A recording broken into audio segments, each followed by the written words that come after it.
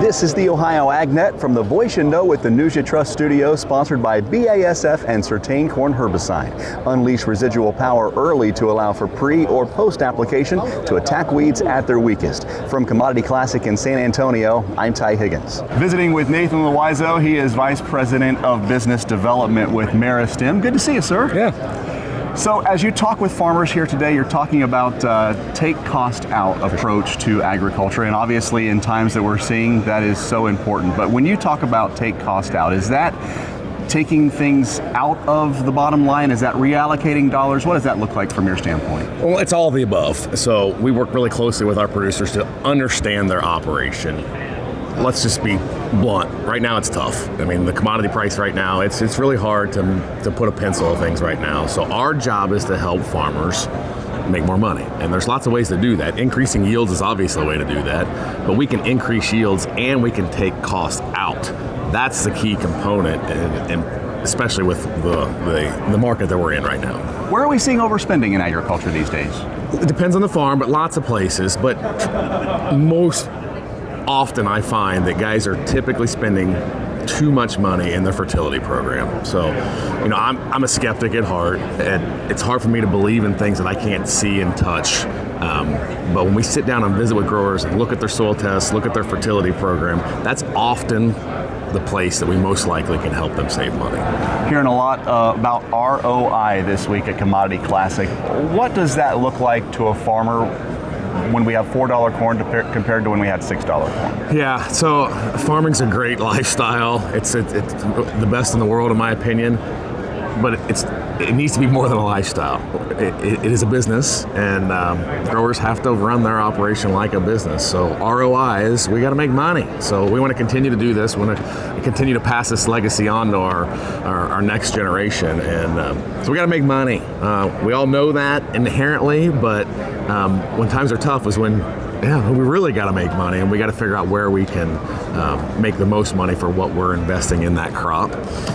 And just because Dad did it that way or Grandpa did it that way doesn't mean that's necessarily the way that we need to do things. And that's the thing I enjoy the most, is having those conversations about how we can do things differently to make a bigger ROI. One of the things I love about Ohio agriculture is just how diverse our farmers are. We're seeing all types of farmers here at Commodity Classic in San Antonio. You have farmers that do quite a bit of acres, farmers that still are considered small farmers, some that really put their farms to the test every single day and they're really high with their maintenance, and some that kind of do the Ronco set it and forget it mindset. Where does Meristem fit in best with all the diversity of Ohio agriculture? Great question. So we're in Texas, and I love Texas, but we're both from Ohio, obviously, so I care about the Ohio farmer the most. And there's lots of yield trend setters here and records being broke all the time, and we're celebrating that, and that's awesome. But at the end of the day, I want to help that producer not necessarily always bring the top up, which is fun, but I want to help them actually raise their bottom. So at the end of the day, it's all about the farm average, and that's what a lot of guys don't quite understand is, I'm going to help your tough farm. I'm going to help a problem field. That's where I think we can definitely win. And in Ohio, we have some of those tougher conditions, and that's why I think specifically for the Ohio farmer is where we can actually help more so than maybe other areas of the country. Nathan Loiseau, Vice President of Business Development with Meristem, our guest from Commodity Classic in San Antonio. Thank you. Thanks, sir. Let's get a check of the forecast now, brought to you by Seed Consultants. Simply better performance, online at seedconsultants.com. Here's Ryan Martin. We have a nice south flow through the rest of the day today. That's going to keep temperatures well above normal. Very nice day. Actually see some net drying today as evaporation rates ramp up. However, cold air comes back for the weekend. I think we escape the weekend without a lot of moisture, but overnight, Sunday night through Monday, can see some rain and wet snow both. I'm Ryan Martin. Thank you, Ryan. We'll get a check of the markets and analysis after this as the Ohio AgNet continues from Commodity Classic. Ohio farmers are excited about the approval of Striax dicamba herbicide for in-crop soybean use. For a limited time, B&B AgVantages in Conover, Ohio, are reopening cash discounts and financing on Asgrow soybeans. This is a fantastic opportunity to return to the proven yield performance of Asgrow soybeans and the strong weed control system of the XtendFlex system. Orders must be placed and paid for by March 13th. Contact B&B AgVantages for details at 937-368-3880. Market analysis on the Ohio AgNet brought to you by Louis Dreyfus Company. Excited to bring a brand new soybean crush facility to Upper Sandusky.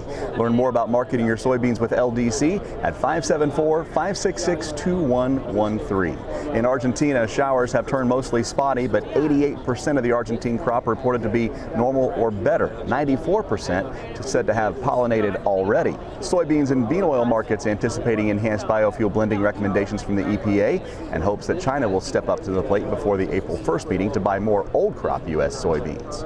Markets brought to you by Seed Consultants. Simply better performance online at seedconsultants.com. Corn for March a nickel higher at midday, 438 1/4. March beans down a cent, 1146 3/4. And July wheat up 13 1/4 at 595 1/4. February live cattle 244.70 off $1.30. April lean hogs down 7 cents at 95.65. And feeder cattle for April 352.82 down 5.92. This is the Ohio AgNet.